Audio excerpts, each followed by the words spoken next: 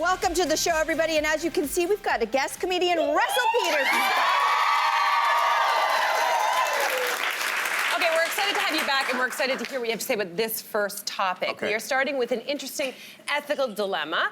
A group of scientists in the UK say that men should be allowed to donate their sperm after death. So they say it's no different from donating other types of organs, and it could help with sperm shortages. so You know those shortages. Would you consider, donating sperm after your death or eggs? Over my dead body. Well, exactly. Well, no, I want to know how they're going to get it out of me if I'm dead. No, there is a procedure. There's a procedure, and it's not what you're thinking. Wait, now hold on a second. When they're taking it from dead guys, I'm thinking they have to be of a certain age. What do you mean? Because you don't want like an 80-year-old guy. You get one. You know what I mean? Like. It's a good point. I think by definition it's millions, and Larry King has proven otherwise. Well, so. you know, it's true. I'm not saying that as a diss. So has Mick Jagger, but. And so does Mick Jagger. There's not a problem there. So why yeah, but wouldn't you? Why wouldn't you? I don't know. I don't think there needs to be any more of this. I've already put out 2 of my own. Okay. And I'm good with that. And you're done. And you're done. You know. I'm going to throw this to Yvonne. She has an interesting take on Twitter. She says, as a recipient of donor sperm to have my child, I don't support this. Oh, wow. Studies have shown that children conceived with gamete donations do better knowing their donor and any siblings. This takes things backwards. Now, I am not going to dispute that. Yvonne clearly has very first-hand experience with this, and so if that means that having a network and knowing people that you are biologically related to actually helps the experience, I'm not going to knock that. I'm certainly going to support this, Yvonne, for different reasons. Fertility is an issue for a lot of people, and more men are discovering that they have fertility problems with their swimmers, as do women. And I thought I didn't have swimmers anymore. Oh, okay. When you have a kid at 49, you're like, oh. You're doing all right. Apparently, but apparently I got Michael Phelps down there. I support it. If someone's having trouble, I support this if this is the way to do it. Really?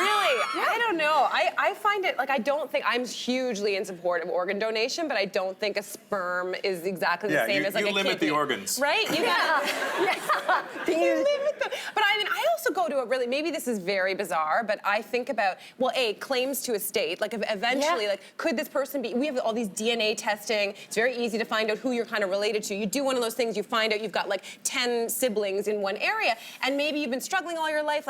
I don't know whose inheritance. Let's say you. Anyway, my mind goes to a worse place, which is a sci-fi image of somebody taking someone's sperm and stealing them, and then creating armies of people. What?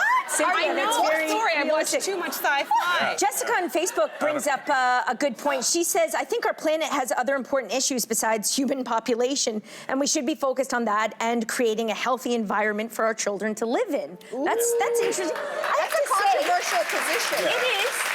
But you guys know, I made a multi-layered decision to not have children. And one of those layers is because I think the world has enough. So it would be, even in death, it would be really hypocritical of me to donate my eggs. And I think there is something around this conversation about a woman's reproductive rights. This is something that I know we all feel very strongly about. And you could certainly choose to donate your eggs, but you wouldn't have any choice over how your genetic material would sort of show up. What if the parents were morally and ethically the exact opposite of you? And then you've just, you're responsible for a child living a life of misery. That's where my brain goes. Wow. You guys are going places. You guys have really thought this out. You seem to have thought this out better than scientists have. What do you think, We can do it! Pass me the baster. I have a really simple perspective on this, on organ donation in general, just because my mother is a recipient of a kidney donation. So she had kidney disease, she had kidney failure, and she's on the list. And then one night, after being on the list for 3 years, she got the call, hey, your number came up, and unfortunately, someone had passed away, and she was the recipient of the kidney, and that was 20 years ago almost, and now I have had 20 extra years with her. yeah. So that donation brought about so much joy. That's the only way I see it. I'm all for organ donation. I mean, I think I've signed the back of my license. It's a gift of happiness. Yeah, I'm like, And it's a gift take of- it. I don't yeah, need it. Like you know? life or death as well, an organ donation. Yeah. It's true. It's true. Kids aren't necessarily the gift of happiness, though. I'm kidding, mine is. But no, anyway, sorry, move along. Oh boy, move along before Twitter blows up. Yeah.